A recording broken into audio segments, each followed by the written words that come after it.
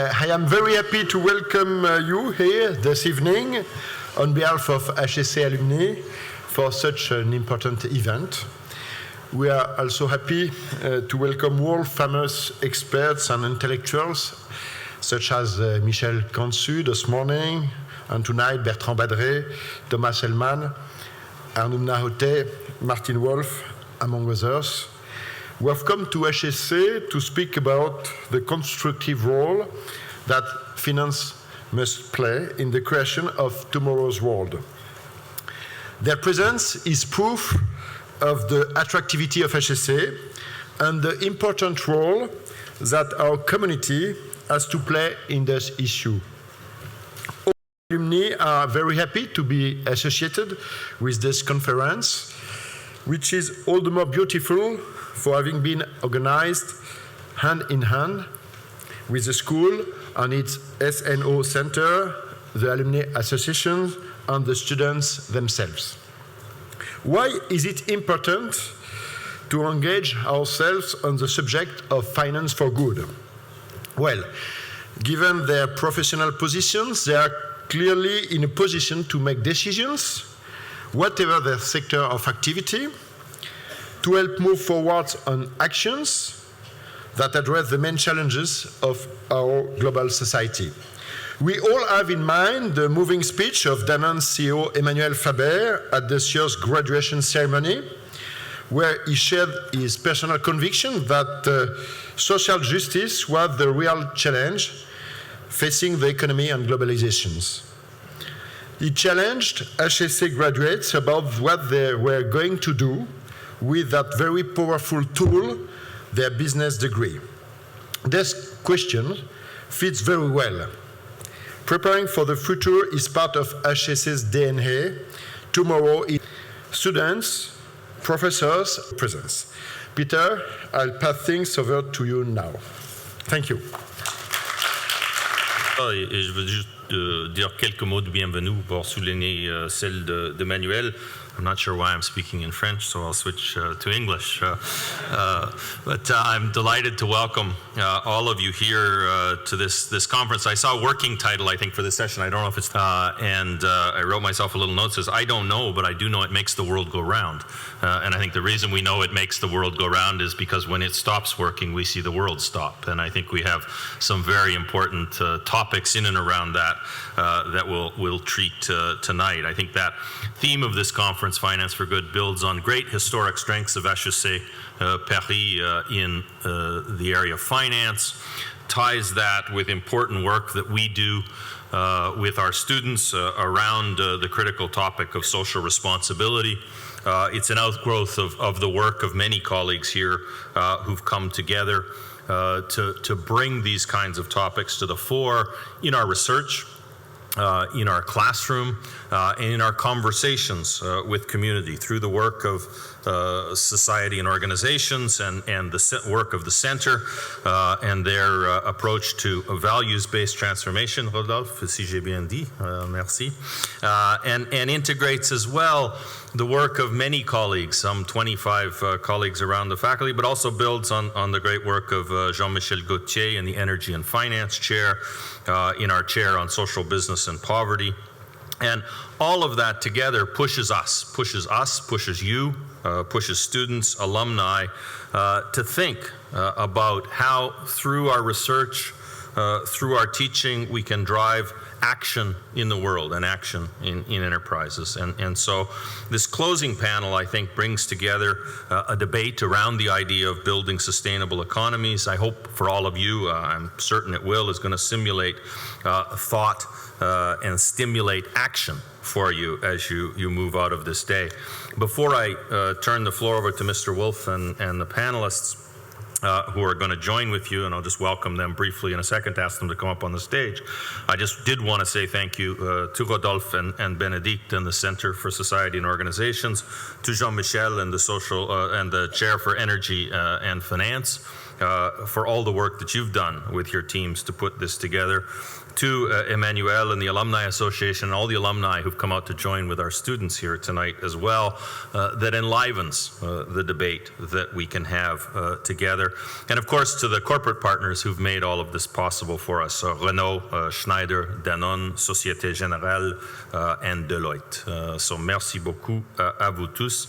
Avec ça, I'd like to welcome as well and say thank you to the panelists who are going to come and join us for this table ronde. Bertrand Badré, who's been active in helping organize the conference and has been with us for the day. Merci beaucoup. Thomas Hellmann, who will be joining here on stage, Gert Djikstra, and Arunma Oteh as well, who's been here through the day, I think, with us. Thank you for spending time with us through the day.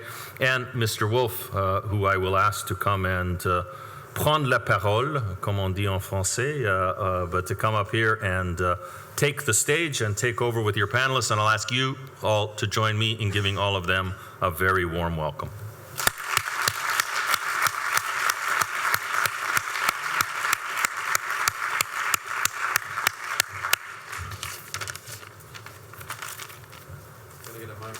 I'm going to get you a microphone. We'll see if that one will. Is this working? Yes, it is. Wonderful. Okay, so I'm Martin Wolf. I write for the Financial Times.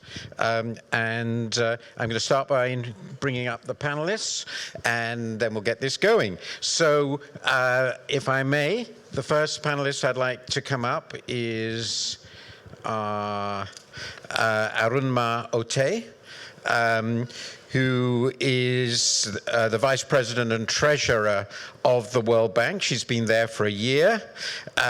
She's responsible for managing $150 billion in assets and trying to keep the World Bank solvent, I suppose.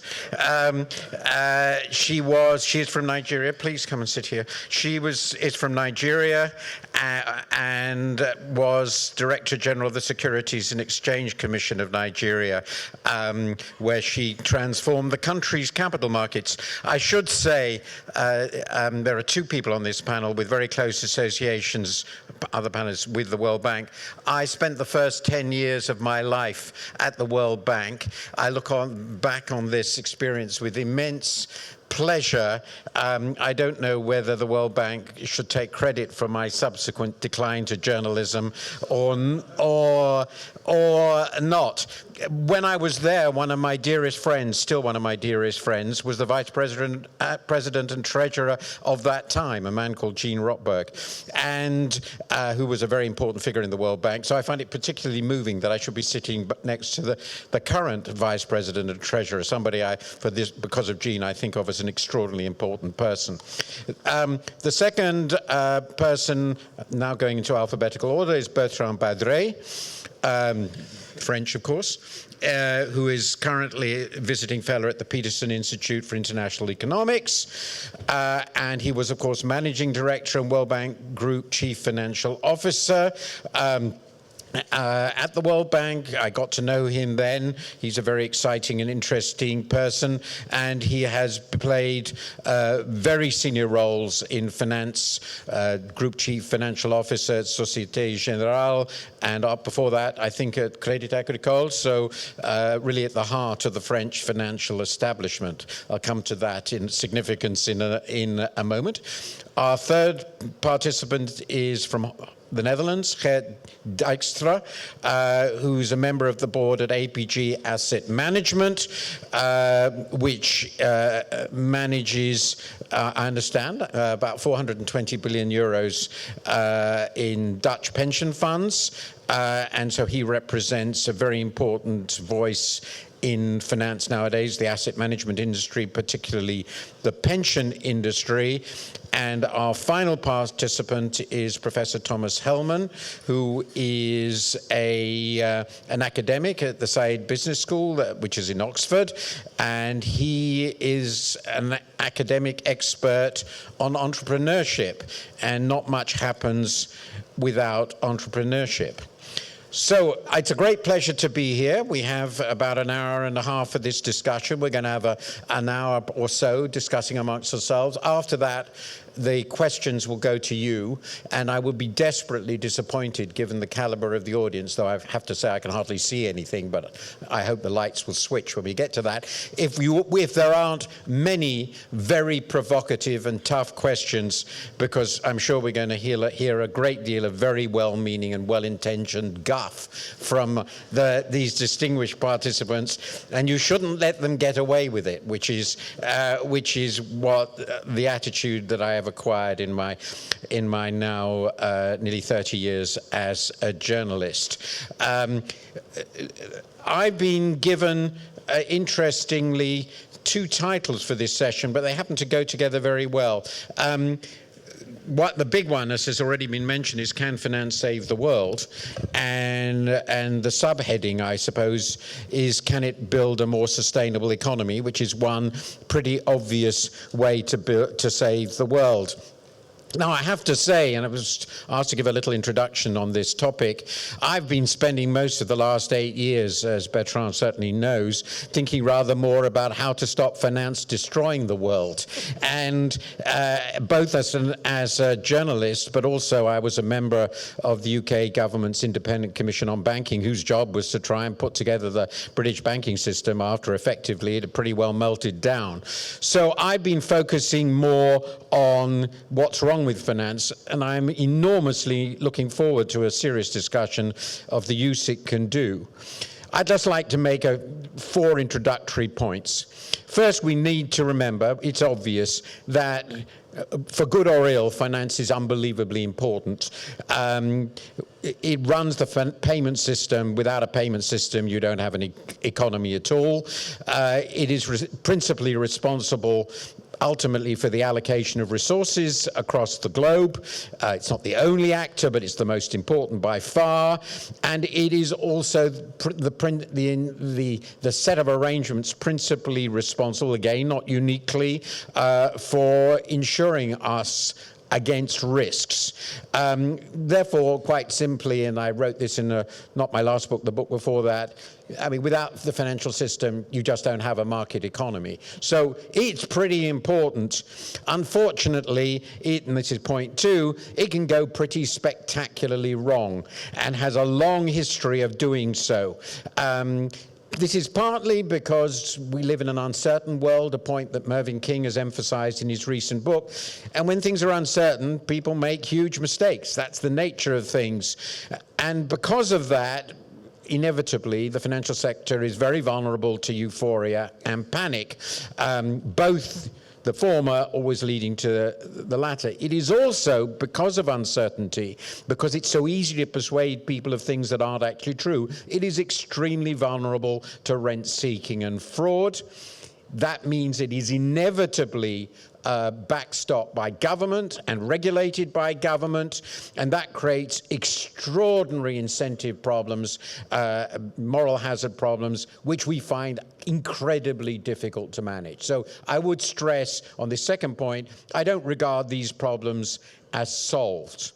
However, we got it. It's got to work for us. So the challenge, which I think this panel will now address, is how do we minimize the various downsides or manage the various downsides while maximizing the upsides, making it do the jobs we want it to do, particularly the allocation of resources, the insurance against risk, really well. And what should that upside consist of? Where do we want finance to concentrate? So that's the third really big point. And then my fourth point, which is given that as the challenge, can we be really precise about what we want finance to solve, what problems we want in our economy, our lives to solve, and how should it go about it? So that, I think, is essentially the agenda for this discussion. What I've done in setting this up, what we're going to do is have opening statements from each participant, lasting perhaps 5 minutes or so, in which they set out how they think finance can and should meet the challenge, and particularly the very specific challenge in terms of what I said, what problems do we want to solve, of sustainability. So I'm going to start by giving the first word on this, how finance is going to do all these wonderful things for us, to Bertrand. Bertrand. Thank you very much, Martin. It's quite a moving moment for me because I realize that probably 30 years, day for day, I was sitting in the same room for my first day at HEC. And it was, interestingly, it was really the peak of the conservative agenda of the 1980s. You know, the post-Reagan and Thatcher agenda. And basically, we were fed with the idea that, you know, finance will change the world. The neoliberal that Michel Consu discussed at length earlier today will really defeat all the problems the world was facing. And I was like eating and drinking this as if it was the gospel. And it's exactly 30 years, really, late September 1986. So let me shut that parenthesis, but it's an interesting coincidence in a way. So as you rightly say, Martin, we are, I think, at a crucial moment.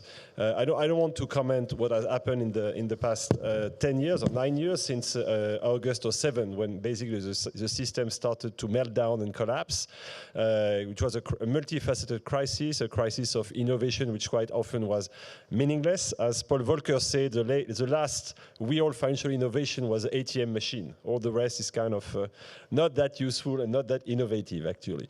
A crisis of the regulation and the supervisory system, and a crisis, of course, of globalization, where finance and technology had gone way faster than the rest. So all this kind of collapse between 2007 and now, because we are not out yet. And it was the end of a cycle. So you had the cycle open after the Second World War, which was the Bretton Woods cycle, which started to kind of collapse in 1971 when Nixon suspended the conversion of dollar into gold. Then you had the new paradigm set up by the free float of currencies and Reagan and Thatcher and the light touch regulation, etc., which collapsed in 2007. So we have this kind of 10 years period where I think people have done their best to kind of repair the system, but not to fix it, and certainly not to reset it. And I've been part of this. I mean, as a CFO of Crédit Agricole and Société Générale, I've seen the system collapse, and I will remember all my life when I woke up on the 16th of September 08, the morning after Lehman collapsed, and say, oh my God, I have a balance sheet of $2 trillion on my shoulder, and nobody had a clue of what would happen next. So that's really scary. After that, you can support many different things. So we're still in that cycle where we are still there. As I used to say, we had the fire. We quieted the fire with a flood, the liquidity everywhere. So the good news is that the house is still standing. The bad news is that the foundations are quite fragile, and the walls probably need a little bit of a fix. So that's where we are today. So last year, as a kind of respite, the world agreed that we need to discuss what is the framework we agree. So the framework was discussed in Addis Ababa on financing for development, in New York for the Sustainable Development Goals, in Paris for COP21. So we have an agenda. So it's not a question of agenda. The problem is we have signed papers, it's about words, and as Martin, you rightly said, you need finance to do that. It's not just money, it's a financial system. How do you channel money to achieve the goals that we have agreed? I mean, the heads of state have signed, so maybe you don't buy into that, but if they have signed, they've committed, each of us, to make it happen. So that's where we are today. We have the agenda, we have the tools. I mean, even if it's not working properly, we have a G20, we have an IMF, we have a World Bank, we have an EU. So it's not reinventing new institutions, it's probably to make them work. So we are at this moment where, after the euphoria of these summits in 2015, we are in an hangover period today. Why? Because, I mean, the economy is still not doing that great, because we have no way to understand how these negative interest rates will end up. I mean, I've tried to explain my kids that Sanofi, one of the largest pharmaceutical companies, will borrow and get $1 billion today and will give back 950 in 5 years. If I tell my son, okay, give me $100 today and I give you $90 tomorrow, he says, but Daddy, it's a joke. I say, well, but no. That's exactly the point. So how do we exceed that? So we are at a point where we are in uncharted territories, and we are at a moment of tensions in the world where we need to discuss these issues together. We don't. I mean, the G20 made a miracle in 2008, 2009. But since then, it's moved back to a kind of talk shop stuff. Whereas we need this collective action. We need really to agree whether you discuss climate, refugees, trade, repair of the financial system. So that's really where we are today. In a world where we have fixed the banking thing, we have worked on insurance, each piece together. I'm going to close soon, Martin. But we don't have an holistic view of the system. What is the way we want to have to finance our economy? What is the relative weight of debt and equity? I mean, 2007 was a crisis of debt, but we are more indebted today than in 2007. So we are not out of the wood yet, and so on and so forth. So we have to come back to the very basics of finance. We have to come back on simplicity, connection with, being useful, the so-called real economy. And it's not just a regulatory thing. It's also a behavioral thing. That's a strong message I got also from Michel Candesuisse today. The crisis was not only a technical crisis, it was also an ethical crisis. So we have to work on that. And I think that's where you in this room and we on this stage, we have a specific role. We have to speak up. We have to say we are done with the system which is not working. We are done with products that don't deliver anything positive. We are done with a system which basically commits suicide by providing negative rates. We have to find a way, and that's what I'm going to do. I'm starting my own company, so I'm trying to walk the talk to see how we can channel the money of institutional investors into areas which are not served by the markets today, whether it's housing in India, energy in Africa, or agriculture in Latin America, for instance. So I'm very happy to be here today. You know, there is a famous, not so famous French movie, that's my last word, which was released in the 1960s, where it's a typical black and white French, not so good movie, but where at a moment where you have three gangsters which are kind of shut in a room and they don't know what to do, and one guy say, well, if we don't find very fast something very smart, we have a problem. So I think we are exactly at this point. If we don't, again, if you're a pension fund, and I'm pretty sure you have your view, if we stay for 5 or 7 years at zero negative rates, I think we have a problem. Whereas at the same moment, you have billions of people coming to Earth which have huge needs, which can be satisfied and which can be financed in economic conditions. That's a big challenge we have ahead of us. Thank you very much.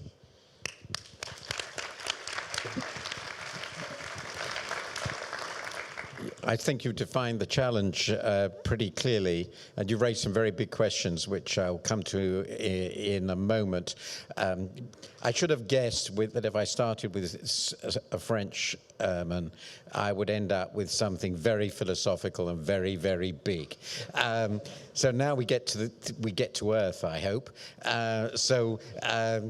If I may ask you, Arunma, to talk about how we're actually going to fix some of this in a concrete way from your present position at the World Bank and looking more broadly at how the World Bank can be a catalyst. Thank you, Martin, and I need to start by saying a big thank you to the organizers of this conference for inviting me yes, I decided to spend the half day here because I think that finance for good is an absolutely important topic. And Bertrand, I want to thank you for encouraging me. He made me promise in May that I would be here. And so I was trying to make sure that he trusted me next time. You're another person who can't say no to Bertrand. Yes, that's true too. I think that Bertrand has laid the context for this conversation. When I started thinking about the theme of this of the conference, Finance for Good, and Martin, if you asked me, is finance for good? Was it for good? Will it be for good? And my answer is yes. All the above, and it may be because I've spent all of my 31 years of working in finance. But I think it's because finance permeates our lives, whether as individuals or as a society. And you know, when you think about the global fragility and the fact that we haven't gotten out of it, it also reminds me, and I'm not philosophical, of Winston Churchill's comment about democracy, that democracy is the worst form of government, except for all the others. And that's where I stand in terms of what a finance system does. The global fragilities, of course, are still a big challenge. The pressures on climate change, for me, most importantly, is the inequalities that you see around the world, whether in country or across countries. And my view is that it's contributing to the security challenges, to the terrorism that we've seen here and across the world.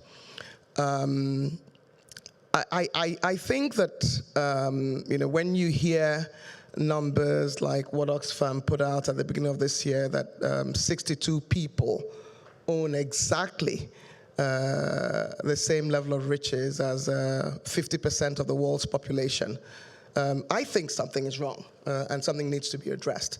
I think that inequalities affect trust. It brings divisiveness, and whatever we do, we need to make sure, as we think about making finance even better, that we address inequalities. I do think that our mission at the World Bank Group really is focused on finance for good. Our goal is to end extreme poverty and boost shared prosperity.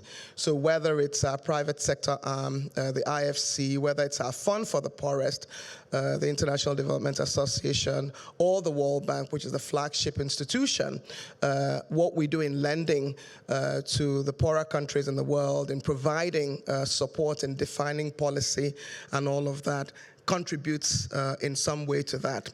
But we know that some of the critical challenges like the refugee crisis, the pandemics, the other things are absolutely critical. So what the shareholders have done is basically mandate us to think about how we can focus on these issues. So one example that I like to give, because I'm West African, is that when Ebola happened in 2013, 2014, you had human losses, you had economic losses, and that's because the world didn't move fast. So what the World Bank did was essentially say, never again will this happen. So let's think about an insurance mechanism that will make sure that the world can move faster when we have a pandemic. Similarly, we're providing support on the refugee crisis. We've in the past worked with the French government and others in developing a financing mechanism that can provide vaccine to the poorest countries so that children don't die so early. So in addition to our core business, what we've done is think about how we can respond to some of the global public bads, as I call them. The other point that I want to make is that I do think, and since my theme is inequalities and how we address them, that there are things that can help us in addressing inequalities. And I focus on how we can leverage capital markets. When I think of the fact that small and medium-scale enterprises are the engines of growth, I think that if we can create an environment where all of the, someone said that asset owners have $95 trillion, can go into some of these areas, then they're not earning negative interest rates, then they're earning something that's useful for their money. But when I think of people like Mark Zuckerberg, I mean, when he was in his dorm room, he was actually a micro scale enterprise. And today it's one of the largest companies in the world and beats, by market cap, the GDP of many countries. And I say that because I also want to challenge the people in this room, particularly the students, because you're the future leaders of tomorrow. You can be the Mark Zuckerbergs, the Larry Pages of this world, and you can transform society. And that takes me to my next point. I think that technology is very significant in terms of what we do. Mobile telephony has totally disrupted the traditional financial system. In a country like Kenya, that most people recognize as one of the poorer countries in the world, Kenya has been the hub of innovation in terms of mobile telephony. And a friend of mine who's Kenyan told me that her grandmother basically today started using mobile telephony for her banking, and therefore we can tackle the issue of those who are underserved. I want to end on this note. I'm sure we will have a very rich conversation, but I do just want to say that we have challenges. Finance is for good, but it's really up to every one of us in this room, particularly those in this beautiful intellectual environment called HEC Paris. Thank you.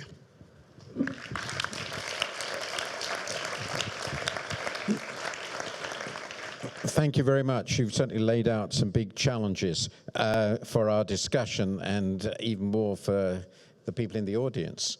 Hope you were listening. So now I'm going to turn to you, Gert. Can you talk about how, from your perspective, finance is going to save the world? Martin, thank you very much. And Bertrand, thank you very much for inviting me. HEC, thank you very much. I love to give a asset management perspective on this issue. And maybe I promised Martin to start with a disclaimer. I try to live up to the reputation of Dutch people being very bold. So if my statements are some provocative, please come back in the Q&A. I love to hear that. Having said that, if you allow me, I like to tell briefly where I come from. I tell you something about what we're doing, why we're doing it, and then you might have an idea whether or not finance can be good in the society. Just very briefly, APG Asset Management is a Dutch asset manager. We work solely for large Dutch pension funds. We have around 420 billion euros managed all over the world. And the question might be, what is your priority? My first priority, obviously, is to safeguard a sound financial future income for the participants of the pension fund. That's the way it started out. And what I've seen in the past, let's say 7-8 years, and it has no connection, no direct connection in my view with the financial and economic crisis, but around 2007, 2008, we started out to hire people who were involved in ESG. It was a separate department. Suddenly there was somebody with on the door of the office ESG. Environment, social, and governance. So it started out, let's say, in our firm 7 years ago. In the meantime, you see that those issues, the E, the S, and the G, and I come back to that separately, all are fully embedded in our asset management processes. And your rightful question might be, why? You've just told us that you have to primarily look at return, maybe on risk, certainly on cost. And the fourth angle is typically embedded in its sustainability. And the easy answer is, it's because our clients wanted us to do that. And the more inspiring answer is, it's basically good citizenship. And it's very much out of the conviction that being a sustainable and responsible investor, that doesn't need to hurt your returns or risk profile. There's enough scientific research which underpins that you can do the four angles in a successful way. So that's where we're heading for. Then the question might be, do we have any targets on that? Well, our clients formulated in 2015 for the first time quantitative targets. So what we are doing, one of the quantitative targets is, I'll give you some examples. One is to reduce the carbon footprint in our listed equities, in our listed equity portfolio with 25% by 2020. And our list, by the way, the listed equity portfolio is around 100 billion euros. Number two, our clients ask us to double the investments in high sustainability investments from 29 billion euros to 58 billion euros. They've asked us to increase the investments in renewable energy from 1 billion euro to 5 billion euros. So for the first time, my asset management firm is confronted with very tight, very challenging quantitative targets. And the next question is, how can you reach those targets? And let me make a short sidestep.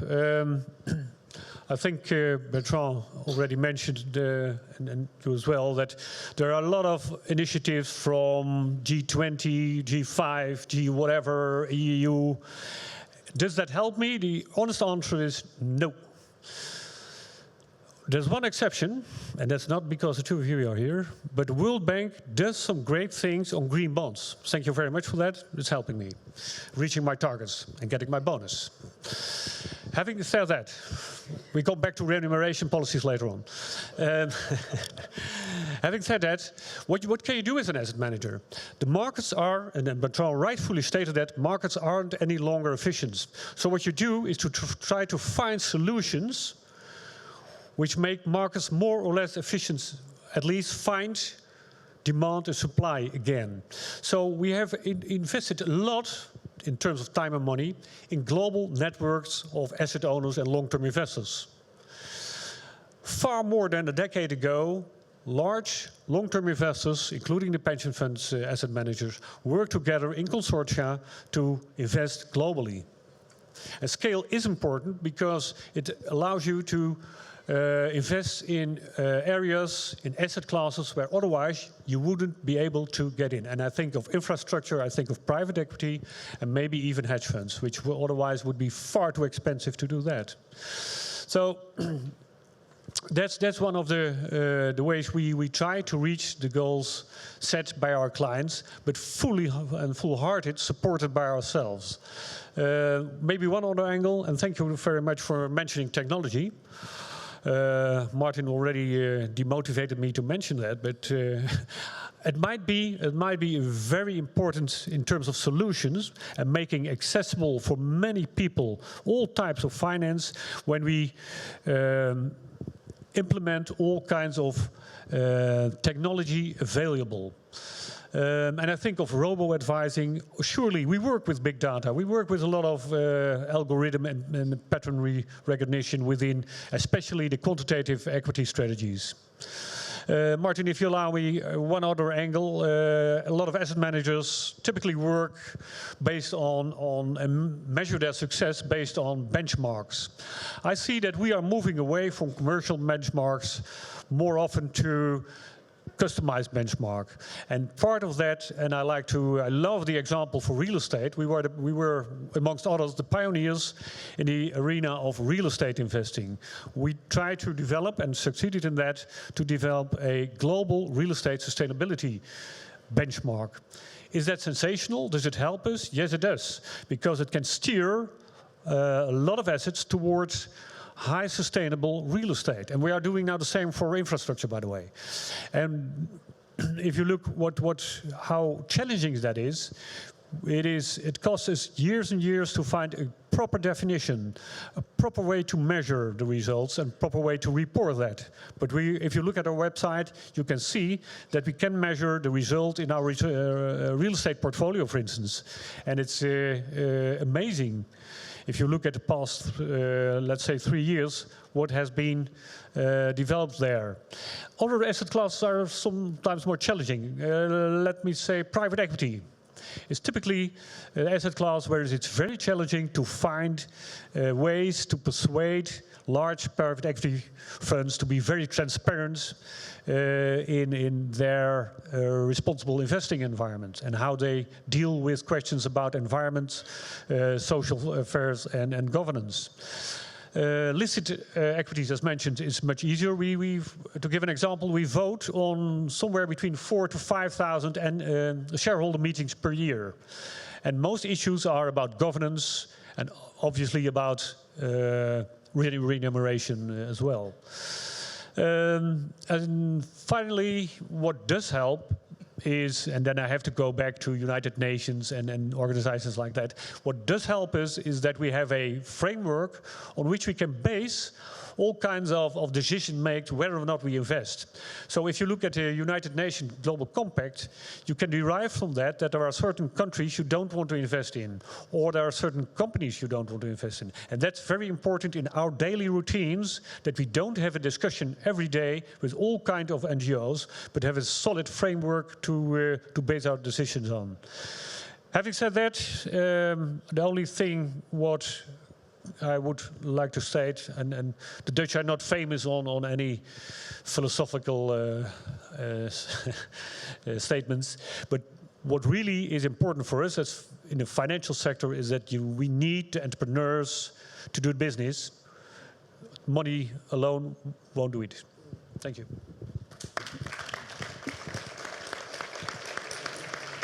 That's a nice nuts and bolts response.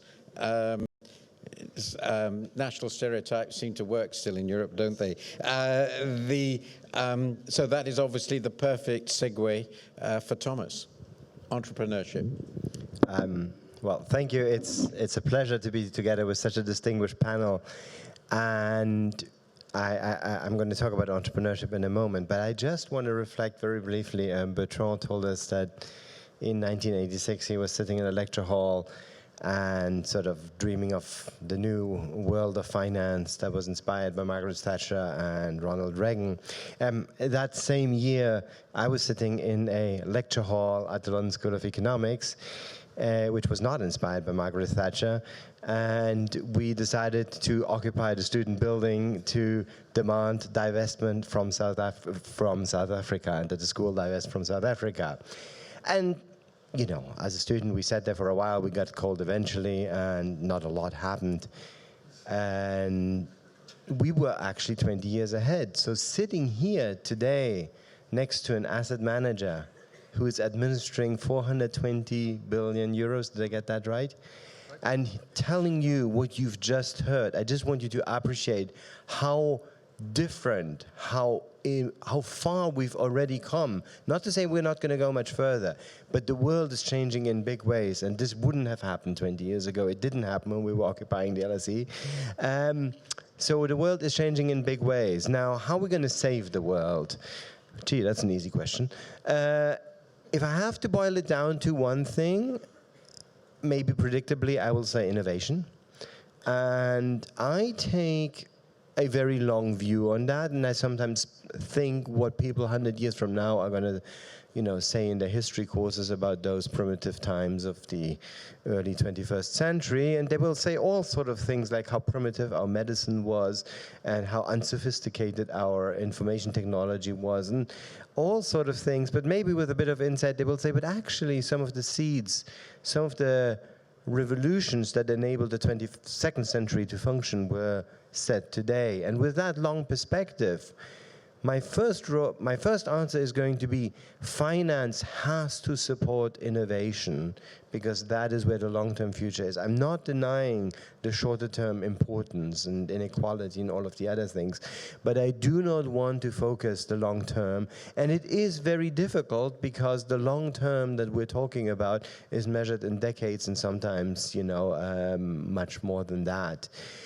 So why is innovation so important? I'll briefly mention some of the, I think, most influential academic work in the last 10 years were a certain set of studies about job creation in the United States, which came to the very simple but profound conclusion that all the jobs are essentially created by young, not small firms.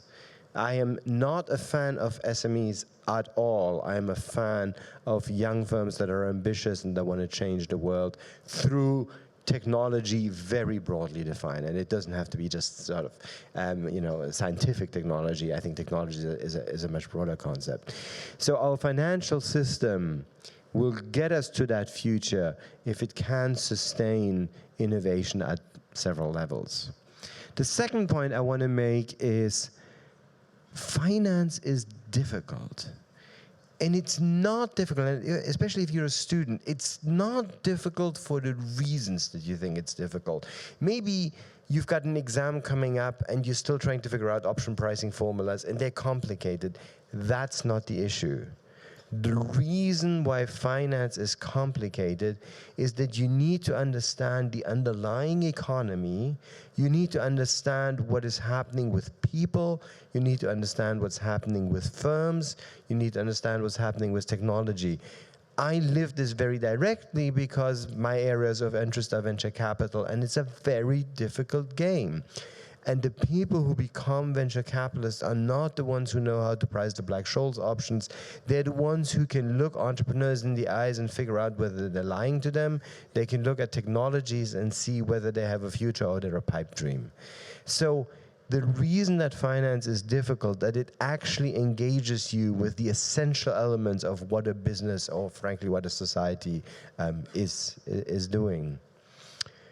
The third point I just want to touch upon briefly is a point that I'm not sure exactly how it fits into this, but I want to just lay it out because I'm struggling with it. And that is the issue of scale. So let me start with the most ludicrous exercise or homework I've ever said to my student. I ask him to take a spreadsheet and write down $1, $10, $100, $1,000, $10,000, $100,000, and I went all the way to 100 trillion. And I asked them for every line to put an item that would roughly correspond to that order of magnitude. And you know what? The students found it very difficult. It is very difficult to understand and appreciate what financial scale is. Now, my distinguished panelists actually know this. And it's one of the things that is very difficult to understand. What does 420 billion actually mean? I live in a world of entrepreneurs where my students jump up and down if they just raised 100,000. That's not even 3 digits behind a comma. This is not way beyond the error of margin of anything that these people are dealing with. So if we want to think about finance, I think we have a challenge. I'm actually going to pose that in some sense to the panel. How do we think? Because we want to talk about entrepreneurs, but they're tiny. And then we're talking about some of the projects at the World Bank, and they're giant. Or we're talking about an asset manager who's got this enormous burden of responsibility. So that's really an ill-defined question, but I think it's an interesting one.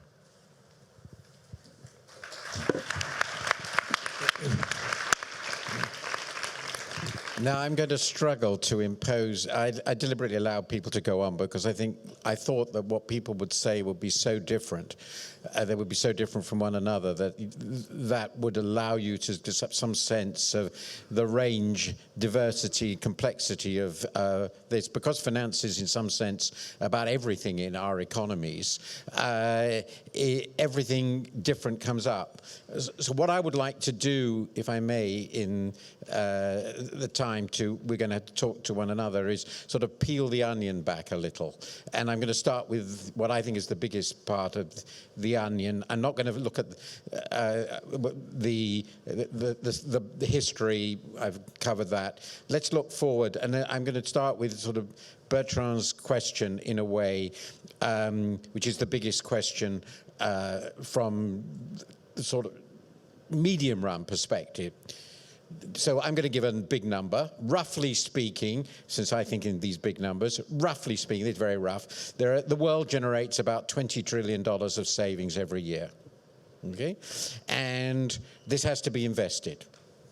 And it's pretty evident, as you pointed out, since real interest rates are zero and have been stuck at zero, and as a byproduct of that, equity markets are at incredibly high levels, so prospective returns on equity are rather low, that the world is finding it unbelievably difficult to generate high-quality projects on a scale that will use these immense resources, which, as a matter of fact, are available. About a quarter of these are Chinese savings alone. And they don't know how to invest them anymore. At the same time, as you have pointed out, we have the whole climate agenda to fix, so the entire energy system of the world. We have massive development problems and inequality problems. There is some absolutely fundamental dysfunction at the core of the system. And this is, we'll get to your bit of the onion later on. Why are we so bad? Why is the system, the world system, so the official institution, so bad at matching the immense resources people want to invest with the investment opportunities we clearly feel are there? What's gone so fundamentally wrong? Because if we don't fix that, we're not going to solve any of these problems. So what's your answer, Bertrand? At this mega level, since you started philosophy. But this is pretty fundamental. Yeah, for me, it's really as I say, we have to find something smart fast. I think it's really because the system has worked as a system in a way. I discussed with the CEO of a very large life insurance company, and he told me that. He says the system, unless you have the energy to defeat the system, will bring you into buying these negative rates bonds every week. And I do that because I do that because I do that, or because of this benchmark issue. Let me give you a very interesting example. When I was a group CFO... Is this just a failure of imagination, or is it a profound institutional failure? I think it's a profound institutional failure. And let me give you a very interesting example, which really shows how sometimes when the system works the way it works, it's stupid. But it's a system, and it's better to be stupid with everybody than to be smart alone.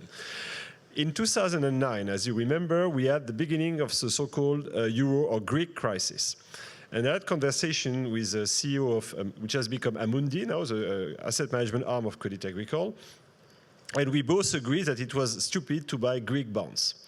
Because we thought that this was not sustainable, and so very, very deeply we thought we shouldn't do that. So it was my power to prevent the Greek banking subsidiary of Crédit Agricole to buy Greek bond, and I did it, and they did not buy Greek bond. We made other stupid Greek things, but not that one.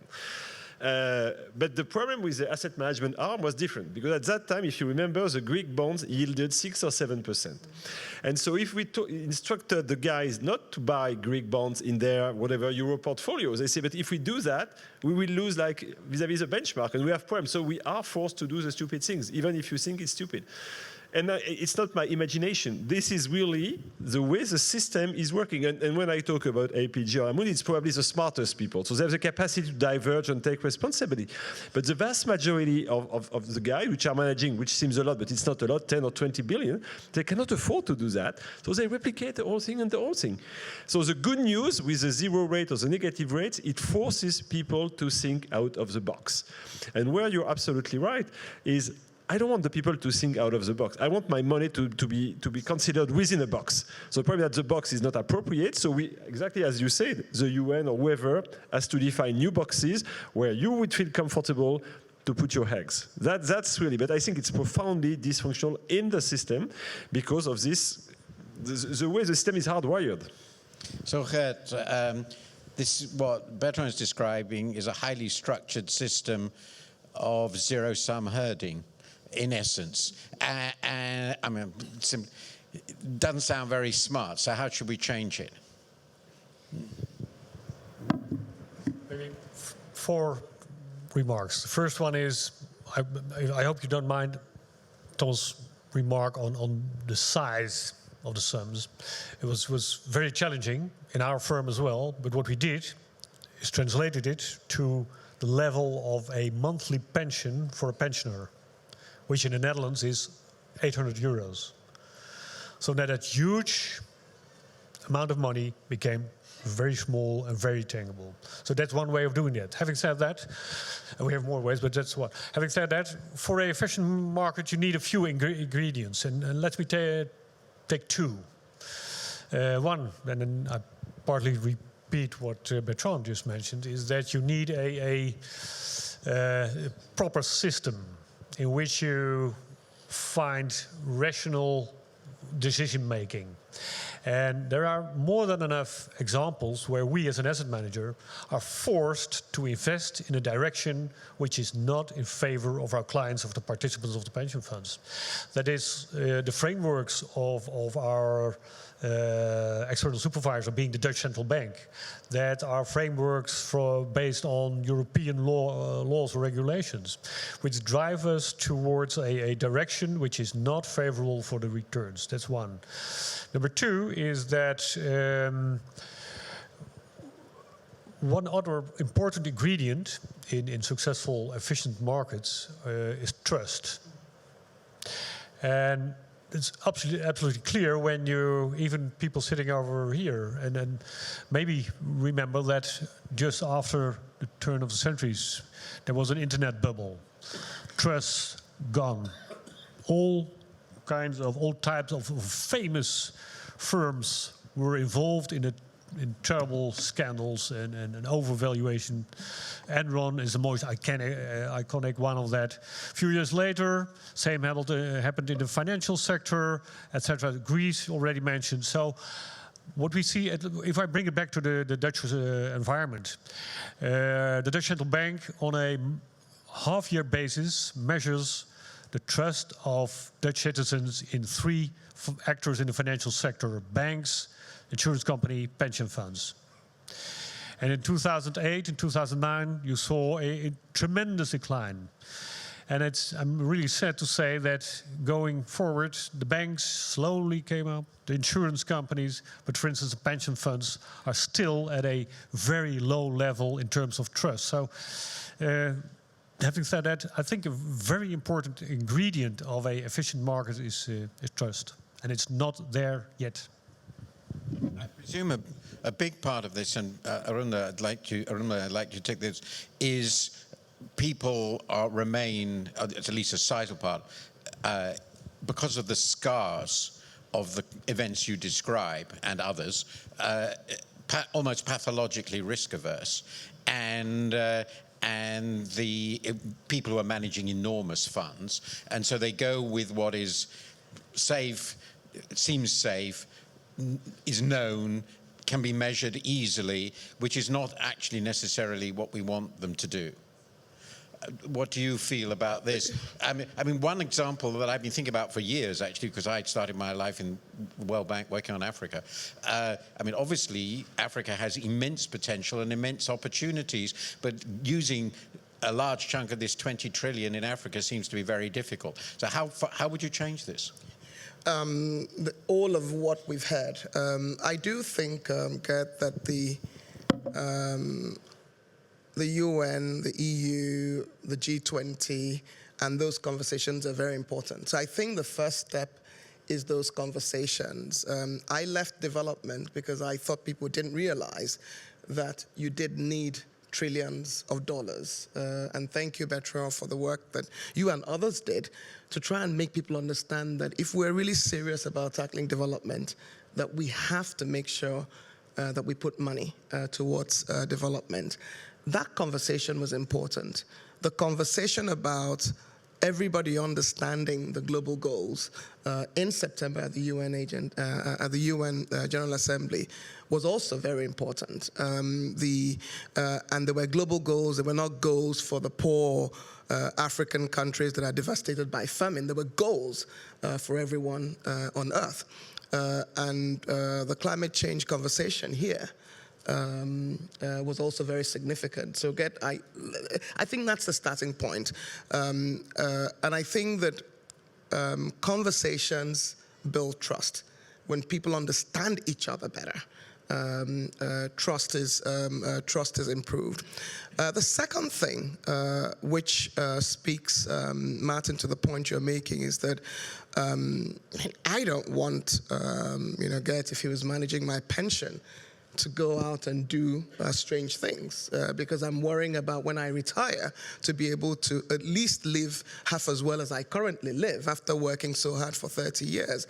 So I think we need to find instruments that de-risk for traditional investors. And one of the things that we've been doing at the World Bank Group is to basically think about how much more every dollar that we raise mobilizes. One of the agencies in the World Bank Group, it's called the Multilateral Investment Guarantee Agency, basically protects you against political risk. Our shareholders are asking the IFC, they're asking the World Bank, to think forward and think how every dollar that they invest will originate many more dollars, because we deal in areas where people don't feel as comfortable, and they're asking us, they're saying, we want you to go to the fragile states, because if you don't go to the fragile states, if you don't take the first loss, if you don't take the mezzanine, the likes of Gert will not kind of taste those benefits that you say that is across Africa. So I think that de-risking tools are extremely important. The third is, we always have innovation and champions. We need to create opportunities for champions to take the lead. There are people, one of the richest men in the world is African, and all his wealth was made in Africa. And one of the things that he does is spend a lot of time explaining to people that on a risk-adjusted basis that he's made the highest returns in Africa. He's invested in other parts of the world. And so those champions showing examples of how they've done things is also extremely important. The final point I want to make on this issue is about naivety. I think young people, by the way, I think naivety is actually a very important skill because you're not burdened by the legacy of the past. When you're young, it's when you need to try out different things. We will not have all the disruptors and the unicorns that we've had if we didn't have young people who were thinking, how could we do it differently? By the way, I couldn't live in DC without Uber because in a year I still don't have a car. And one of the things that was a source of anxiety for me was how I would move around and how I'd manage parking because I lived in a city previously where you didn't have to pay so much and worry about parking. And someone in 2009, basically 7 years ago, decided to set up this company. And 7 years later, I hear it's worth $70 billion. And we can go on and on. So it's champions, it's de-risking, it's coming closer together to rebuild the trust that is obviously broken, Gert, as you mentioned. Thomas, on this point, at this level, this part of the onion, obviously the institution capable of using vast amounts of sums, as you pointed out with the VC business, tend to be pretty big. Are they hopeless? Would it be your view, from your perspective, that the big institutions of the world, particularly big private companies, both as providers of funds and as users of funds, are just hopelessly entrepreneurial? Well, give you an example, the major Western corporate sectors are all cash flow positive now. They all have retained earnings that exceed their investment, which is a big problem. That seems just, given the problems of the world, it sort of seems an incredible failure of imagination at some level. Or do you think there's something else going on? That actually we can't use the money? I think it's a great question. And so if we want to use the financial resources to invest in, significant technologies, corporations would seem a very natural place to go. There have been, I think, enormous struggles with finding a model that works for the corporation. And I see sort of two or three. I mean, the simplistic answer that people say, oh, corporations are just inert and they don't get it, clearly doesn't cut it, in the sense that these are incredibly good corporations. They have amassed a huge amount of money because they were the best in their industry, they were the most efficient, sometimes they were the most innovative, but they're finding it difficult to now latch on to the next generation. So when you look at the details, when you look at what is it that corporations are doing to invest in the next generation of technology, in the next large, opportunities, the first thing you find is there are very simple conflicts of interests where the managers that are at the top have a natural interest in the existing technology. Everything else is new and threatening, and that happens not just at the top. In fact, it actually doesn't happen that much at the top. It happens in the middle layers where a lot of great innovations get stopped. Now, when you talk to Silicon Valley venture capitalists, how do you like working with corporates? They say, well, we like them and we don't like them, but the one thing we know, they're not reliable. They come, they get all excited, and 3 years later, they're gone. And so I think the biggest problem that the corporations have had with, using these incredible financial resources is their horizon. They tend to have, people talk about the quarterly horizon, but that's not quite fair. There is the quarterly performance pressure, without a doubt. But a corporate investment horizon might have a 5-year plan. But which of those corporations are going to say, let's invest because 20 years from now we think this is, going to make a big impact? That doesn't happen. Frankly, the venture capital industry is struggling with this. Some of the most interesting innovations have come a little bit out of the institutional investor community, who says, we want to invest in, let me take two really important industries, life sciences and clean tech. You can't build companies with a 10-year horizon because it's too short. In clean tech, this is particularly important. And so the corporations have really struggled with, using these resources to create long-term gains. One of the interesting things, some of the European companies have these foundations that have very open horizons. Universities have foundations that have very open horizons. And who invests in those really long-term opportunities? Foundations.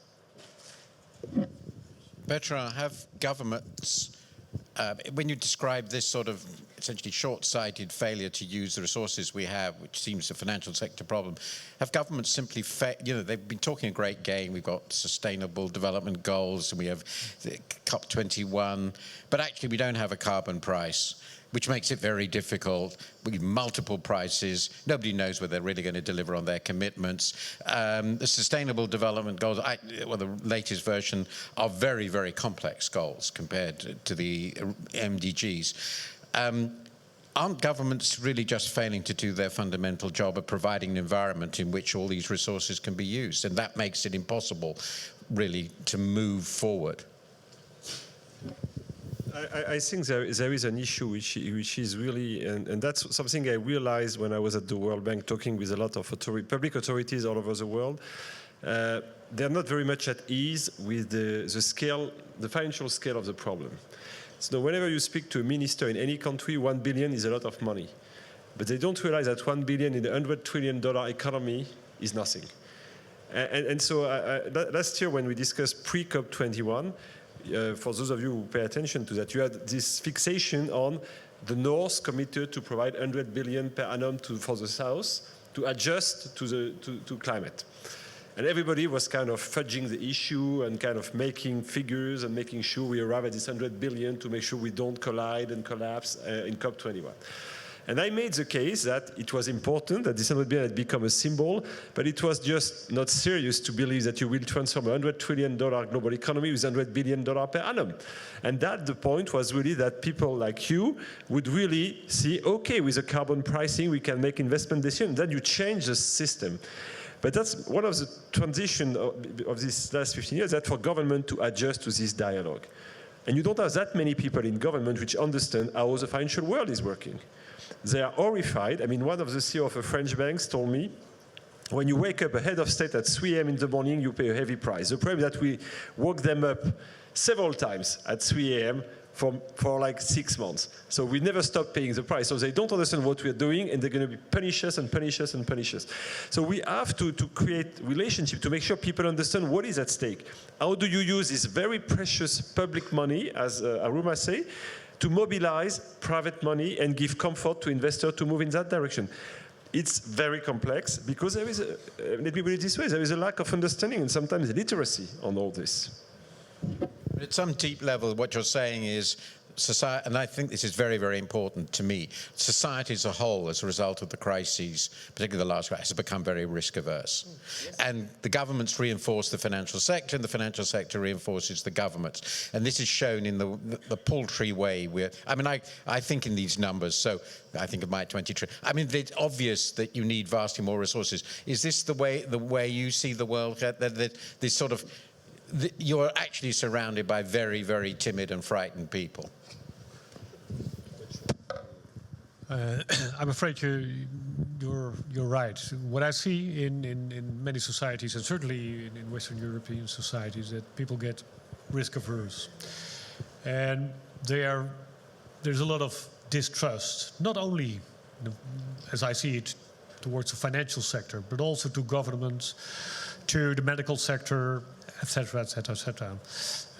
To illustrate that, just after the financial crisis, to early 2009, people were incredibly angry on us because they thought all the money was gone.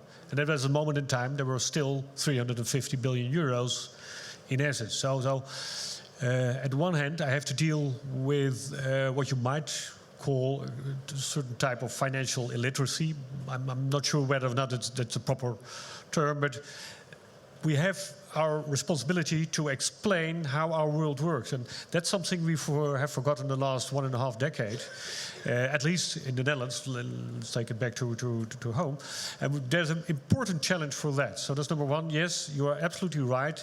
We encounter a lot of distrust. Our answer is transparency. The answer is to explain what you do, show what you do, and if you've explained what you do it. In responsible investing, it goes the same. We have invested quite some time in defining what is responsible. And I come back to the carbon footprint. And the same goes for green bonds, for instance, or green mortgages. Define what you do, measure them and report them. And that's typically what's going on in the past few years, where you see that we try with other long-term investors and other parties, and there you see that UN and other institutions can have a major impact to enforce that development. And in one answer in terms of carbon footprint for instance, listed equity, we look at companies' annual reports, and they mostly write down currently at least, their carbon output. And you can measure that, and you can give your portfolio manager like a risk budget, you also can give him or her a carbon budget. And that's what we're currently doing as a solution to decrease the carbon footprint. I just one follow-up question for you, but I think others might. I've been very intrigued in this discussion, obviously, because you're here, but I hear this in many other contexts. People now talk almost entirely in terms of the major disposition of funds as it influences the world about the asset management industry. Sort of the banks have disappeared as an active force in the world economy. They're just sort of there, and nobody expects much of them. Obviously, they have terrible problems. Is that a realistic basis for our future? Can we just sort of write off the banking industry as a serious and viable part of solving these problems? Well, I'm not in the mood to give any investment suggestions for the banking sector, but I think let me try 2 or 3 angles. Number one, what I see is that based on rules and regulations, certainly in Europe, Basel 1, 2, 3, whatever, banks are very risk averse, are not playing the traditional role which they should play. So in financing small and mid-sized companies, at least what I see in Western Europe and maybe in other regions, it's absolutely not the banking who is picking that up anymore. That's one. Number two, for us it's important, there used to be a role for market makers or investment bankers. That was a time when I had an easy life. I just had to sit and wait for somebody to come over with an investment project, and I just had to say yes or no, and then could go on. But the investment bankers are distrusted. They're not there anymore. So now I have to do my own project development. And that's where all kinds of institutions come in. And a coordination function on government bodies or on the government side would help us enormously. And that's what's sometimes lacking and makes it difficult to find an efficient way from the enormous supply of money globally towards projects, including to regions where you wouldn't think of directly going in, although some other parties go into to Africa full. Thomas, yes. Do you ever think about banks? Let me get to the banks in a moment. I actually want to disagree a little bit with one of the things that I heard, just to put a bit of sand in the wheels. I see the picture that we're starting to paint is a world that's become incredibly risk averse. I see a disconnect between a world in which there are incredibly risk averse institutions, of which the banks are an important one, of which governments and regulators are another one. I have the privilege of seeing the next generation of students coming through my office, and for weird reasons, they're always the same age and I just get older. And so I have a sense of how different generations have evolved over the last 20 years. And I think that we're calling them millennials right now. they're not risk averse. They're everything but risk averse. They have a very different view. I mean, it's interesting because it really is different. The students that I teach today have a different view of the world, and I have to adjust what I'm doing in order to still connect with that generation of students, and they're incredibly outgoing. They're incredibly aware. The internet has made people from all over the world aware of opportunities, and out of all sort of places, you've got the most incredible, daring, risk-taking, original, thoughtful, forward-looking young people. And they're coming into a world which is incredibly risk-averse. So there's this huge disconnect. I don't know how that's going to play out. Please, go ahead. I think what we're seeing is a disruption, but because finance permeates our lives and societies, we're all feeling that disruption versus, for example, Uber disrupting taxis, and that tension will continue. When you think about what regulation, and this is a former regulator speaking, has done to the banking sector, any bank who's not risk averse, would be, would be a casino owner. And the reason is because the capital requirements for you to do anything that's different from just taking in people's money is so huge, one.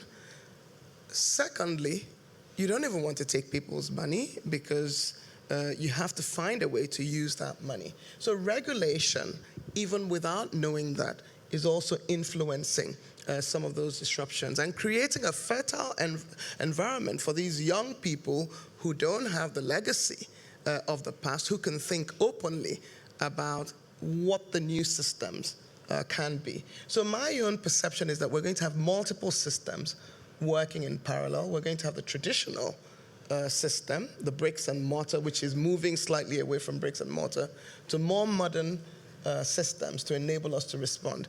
My appeal to the traditional sector and to all those who own money is, what are you doing with the money when there's so much that's interesting to do across the world? And that's the question we're asking ourselves in international agencies like the World Bank. If that $23 trillion that you're talking about that is generated annually is not coming to areas where on a risk-adjusted basis you can make so much money, what are we doing wrong that's not enabling people to focus on those areas? The short answer is, as Bertrand said, an enormous amount is going into negative yield, certainly negative real yield assets, and in many cases negative nominal yield assets, which is completely unheard of. I mean, this is why, I think because of the time, I'm going to have to ask people whether there are some questions. I think I've only begun my long list of questions, but this is inevitable on such a discussion. Is it possible to put the lights up in such a way that I can actually see someone out there, because I am completely blind? So if somebody has their hand up, I wouldn't be able to identify that. Wonderful.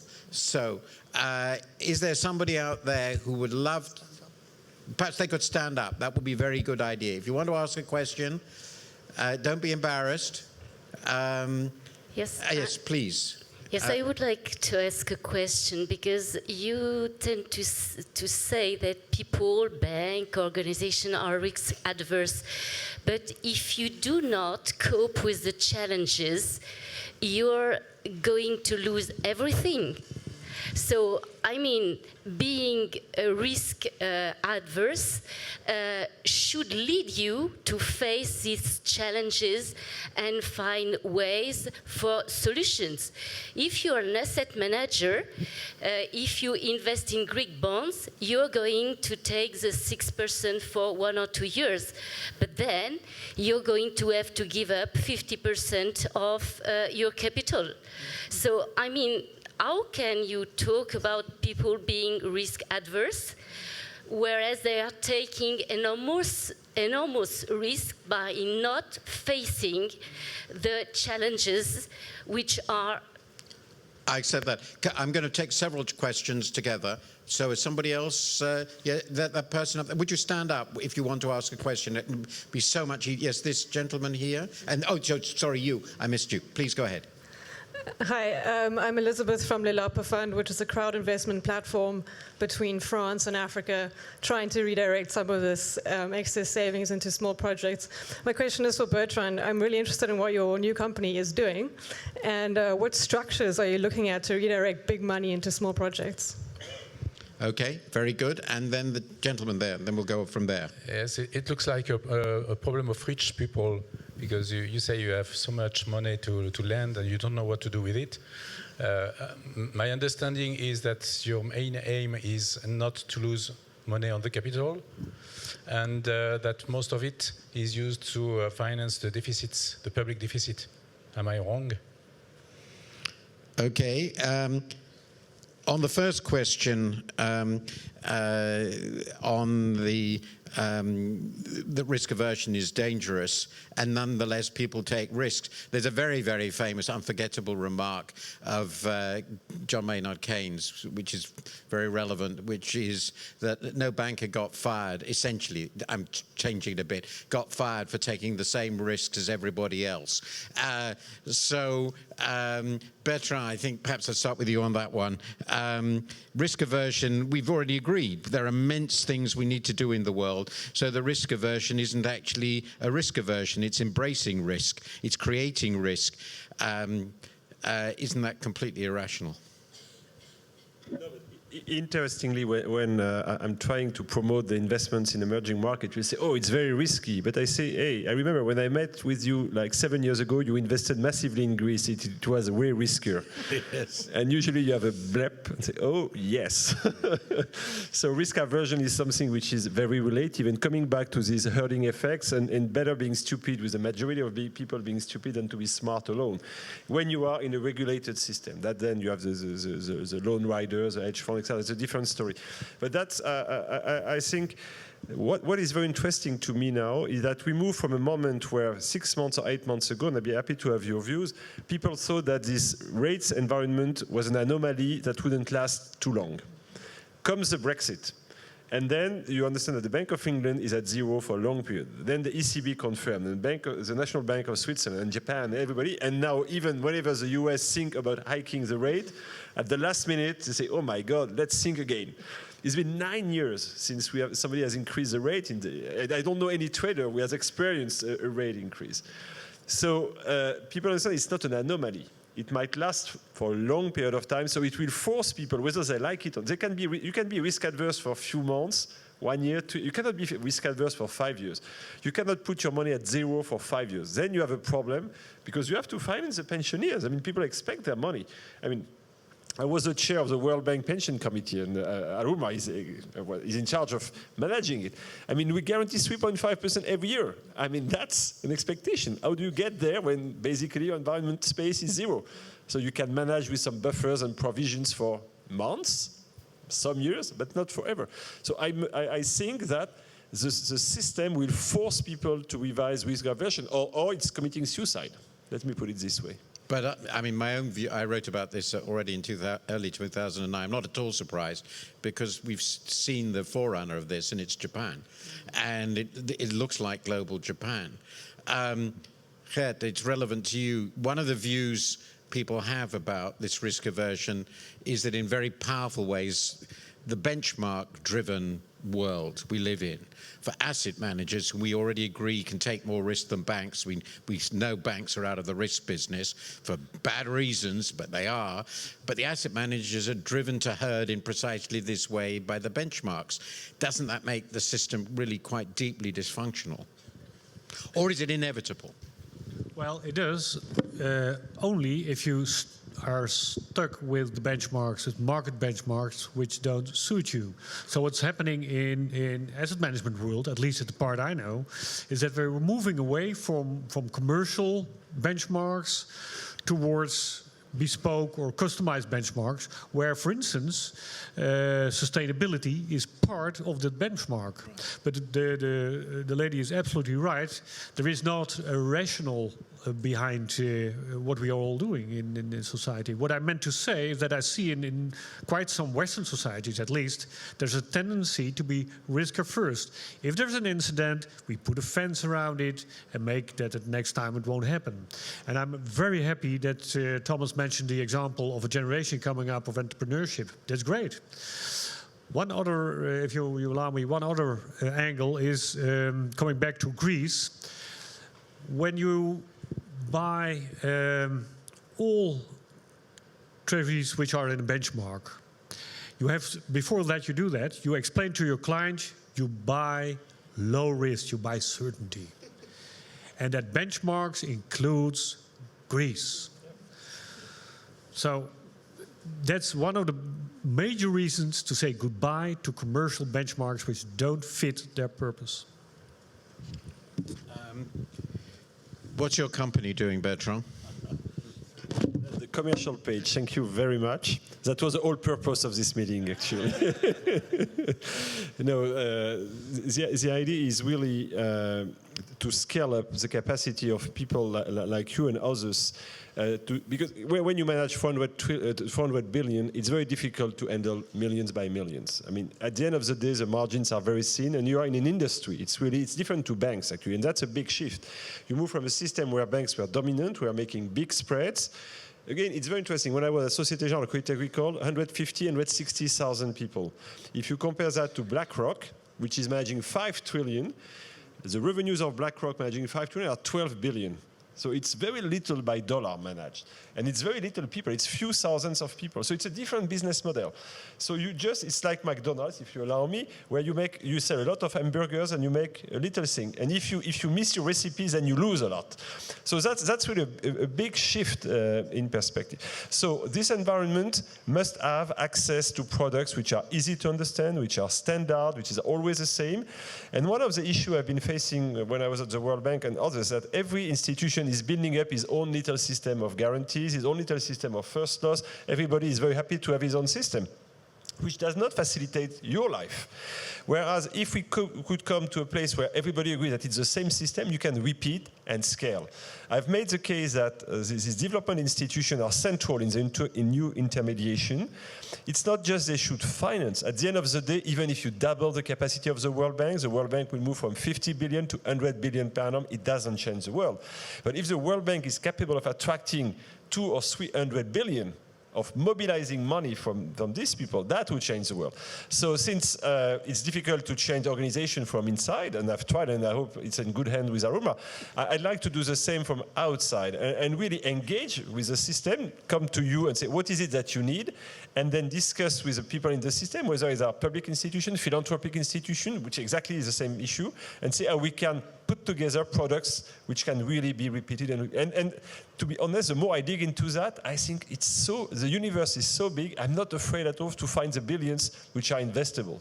Very happy to discuss offline. I don't want to be too commercial, but it's not just conceptual, it's very, very real, actually.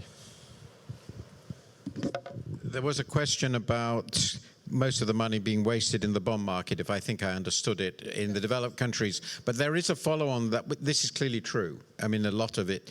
But if you look at the fundamentals now in terms of growth potential, fiscal positions, debt, actually many emerging and developing countries look on the fundamentals really rather better than the slow-growing, aging, high deficit, high debt developed countries. Yet the asset managers, pension funds, still feel very, very comfortable buying the developed country debt, and it's very difficult to sell the emerging country debt. And if that were possible, then a lot of things could happen. Why is that still the case? Why is there still this extreme sort of aversion, relative aversion, you can see it in the spreads and all the rest of it, in favor of the developed countries and against the emerging countries, even though we can perfectly well see the developed countries are on their uppers? Gert, would you like to talk about that? And then well, I think there is, in many cases, there is a pretty traditional view on some of the emerging markets, which implies that we are afraid of political instability. for ourselves, but also our clients and external supervisors. We're not looking too stable anymore either, are we? Strange thing is, it takes some time to disrupt perceptions. So that's one. Number two, well, let me mention it. When I look to Africa, which would in potential, some of the countries would be pretty interesting for us currently. Maybe they already were a few years ago.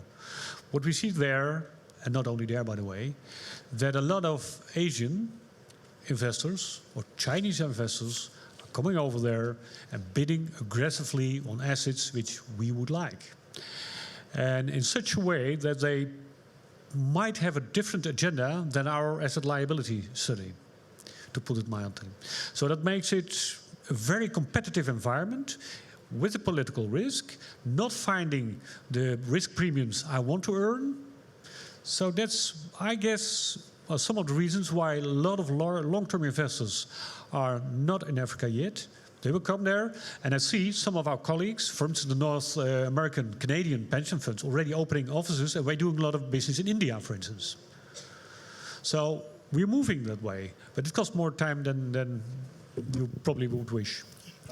I think Gert has made a number of very important points, and my starting point is what he actually earlier said, that if you bought Greek drachma bonds and you got your fingers burnt, it's obviously more difficult for you to think that you need to cross the ocean and buy Mozambique kwacha or Zambian kwacha bonds. And so I think the first step is really to improve the knowledge and understanding of those opportunities.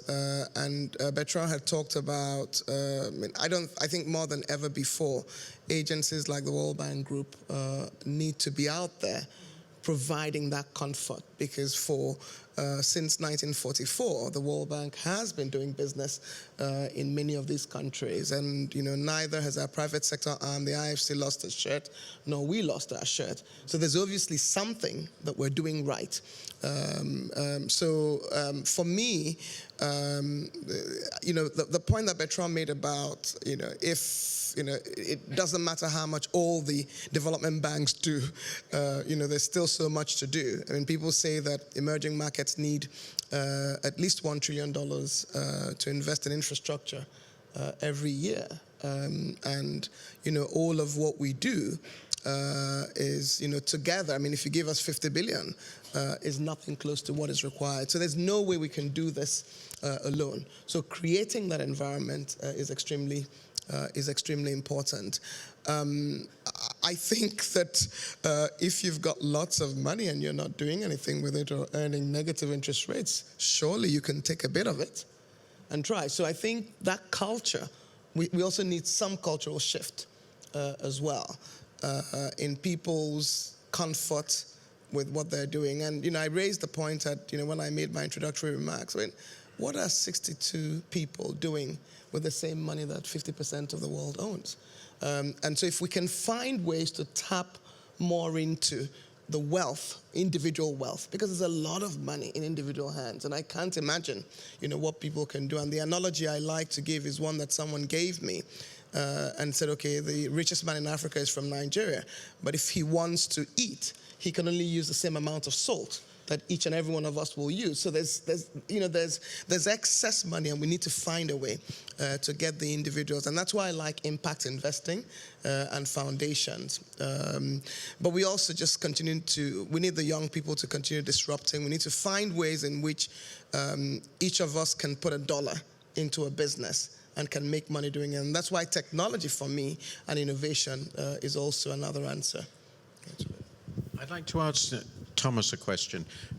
You said rightly, I think it's a key point, there are lots of aspects of this we haven't been able to get into, that ultimately the future will be driven by innovations. That's clearly the case. Right at the moment, the evidence we have, despite lots of signs of new technologies and adventuring, is that productivity is growing rather slowly in our economies. I don't think that's a measurement problem. I think it's real. But we don't need to go into that. I mean, I'm actually quite convinced it's real. But the question I have is, let's suppose Because in some sense, we're talking about a really big disjunction. We've got this huge amount of money, huge resources available in financial institutions, and none of this is really relevant to the innovation process. That's what you're saying. Is there anything, in your view, if you had your one preference, that could be done about the financial system, which might lead to a measurable step change in the rate of innovation in the world economy? Or is finance essentially irrelevant? I would have liked to have 2 or 3 things that I can say on that, but I will limit myself to one, and I'll pick maybe the slightly less obvious candidate. And the answer is fintech.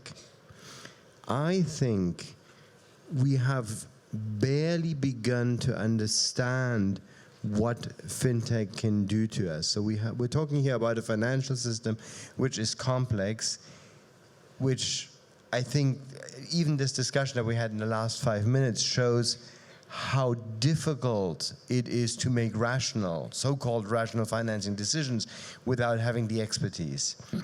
What fintech is beginning to do, and we have entrepreneurs in the audience who are doing crowdfunding platforms, it is generating a new way of aggregating information that we never had that level of information available to us, because it's coming now from the bottom up and therefore is actually more credible information. Second, it is beginning to create trust mechanisms. Maybe the biggest innovation that we're going to remember from this generation is basically the blockchain. We're only beginning to understand what it is, but it is fundamentally about trust. And if we can reinvigorate a trust, and it's not Bitcoin, it's very clear that nobody trusts it anymore. It cannot be Bitcoin. But the underlying technology of blockchain is incredibly interesting. We're beginning slowly to understand its potential, and that can create a new level of trust. If we can cut and make finance 1% more efficient, do you have any idea what that would mean, given the numbers that we've been playing around with? And some of the gains from fintech are far bigger than 1%. I've been told fairly sternly that I should end about now, so I think I will do so. Yes? So before I do, I'm not even going to attempt to summarize it. This is an immensely complex discussion of an immensely large variety of things, and even so, there were many things we didn't discuss. But what I will take away from this is that somehow or other we've got ourselves into a situation in which, despite immense needs and immense potential and immense resources, we're just not marrying these things together very well. And that is a sort of, in a very, very deep way, a financial system failure. But it's not a system of the financial system just as created by the financial system alone. It's a product of the way societies and governments are operating. And it's incredibly important we change this, the system as a whole. Second, I think people are aware of this at some level. There's lots of discussion among governments, international agencies, about things that should happen, but actually bringing that together effectively in a non-crisis environment is very difficult. Bertrand made the point is governments are much better at dealing with imminent crises than long-term structural problems. Third, we have seen, in terms of management of resources in the financial system, we are seeing a fascinating shift from the banking sector to the asset management industry. That's been going on for some time, and it looks to me, and I think many others, that that's going to continue. That puts a lot of responsibility on asset managers, who also have to look after our pensions, so that they can't do whatever they like. But as Gert pointed out, and this is sort of point 4, I think, if I count it right, there's actually quite a lot of really interesting stuff going on in the asset management industry. Part of it is being promoted by government. We didn't talk about people like Mark Carney talking about the tragedy of the horizons, carbon, and all the rest of it. But it's actually really interesting and important cutting-edge stuff. Will it be enough on its own? I'm very, very skeptical. But it really is quite a big and important transformation. The fifth thing that came out of this, which I do think is a point that has to be emphasized again and again. We feel rightly that innovation is what really changes the world. The financial industry as a whole, and I've looked at this moderately carefully in terms of the resources, is amazingly irrelevant to the innovation process. If you look at the funds that are being used to start companies that change the world and compare that with the funds that go through the financial sector, we are talking about, I don't know, 5 orders of magnitude probably, something like that. Immense disjunction. Does that matter? Well, I don't know, but I feel it ought to. And that maybe links to my sort of 6th and final point, which is one would hope that technology will improve this sort of thing. I'm run around being generally skeptical about those sorts of, my job to be skeptical about everything, because ultimately technology only to a certain degree can solve the very deep uncertainty problems that are involved in all fundamental innovation processes.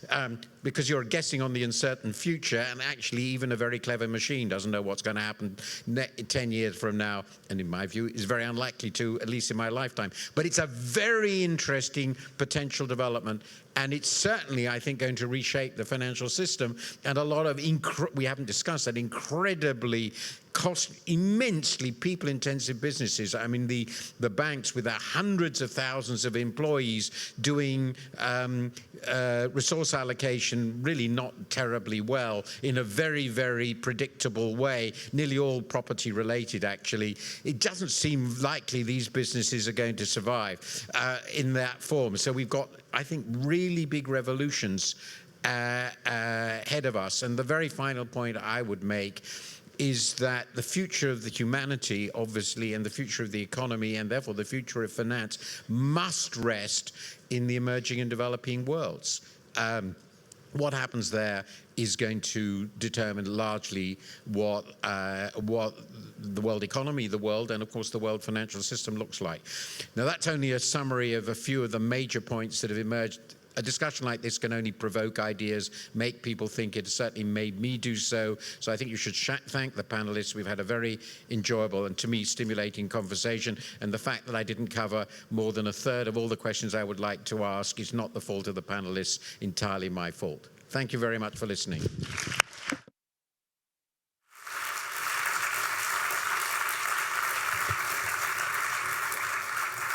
So it's very difficult now to summarize what has been said after what you said, Martin. So I think I would just want to make one point. So I'm Rudy Duran, I should say professor in strategy and the academic director of the Society and Organization Research Center, which hosts this whole event this afternoon. And you know Benedict Fèvre-Tavigno, who is the executive director of the Society and Organization Research Center.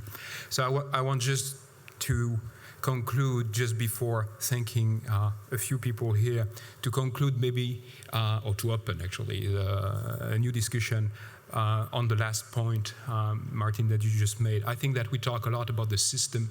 We talk a lot about actually the capital that needs to be invested in new projects. We talk also a lot about you guys and girls as being actually the future of this sector. But we did not touch too much upon the organizations that actually manage, that run, that administer the different function of investing, assessing, risking the money. And I think that this is here, at this level, that the major changes will produce the biggest effects. As exactly as you said, I think that these banks, with their rules, with their benchmarks and other principles that make them being very conformist, that make them comply with certain rules, that make them being more and more similar, will not survive.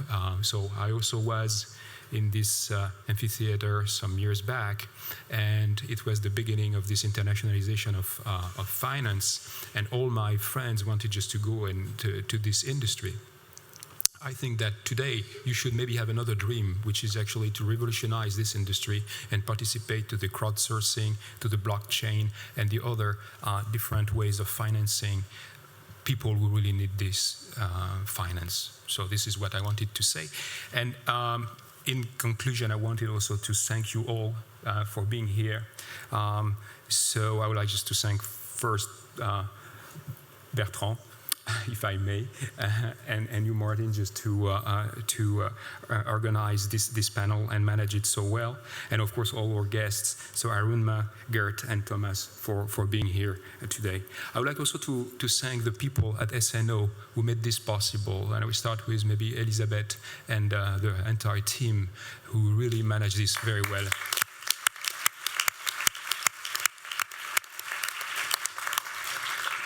Elisabeth, Patricia, all the other, Robin, and all the students who participated to this. Indeed, we have some profs, as SNO is a transversal center that was actually created right after, on the aftermath of the crisis, where we felt that we had some responsibility as business professor to actually educate you guys, and then you putting in this organization that commits sometimes certain mistakes with dramatic consequences. And so I would like just to thank the finance professor Johan Humbert, Jean-Edouard Collier, and Evelyn Worth from the finance department who have made also this possible, and Afshin Merpuya from the accounting department. Jean-Michel Gauthier and Jeremy Guez also participated to this. Thank you. Thank you, Oteh. So as you've seen, this whole day event has been a very collaborative project involving professors, involving alumni, involving partners, and involving also students. So I want to thank very much the SASI students, Sustainability and Social Innovation students, the MBA Net Impact students, and all the other students who are the next generation who are going to change the world and who have been very productive and contributing a lot to this event. And just to finish, very concrete information, there is a carpooling meeting outside the room. And thank you very much to all of you. Thank you very much to all the participants.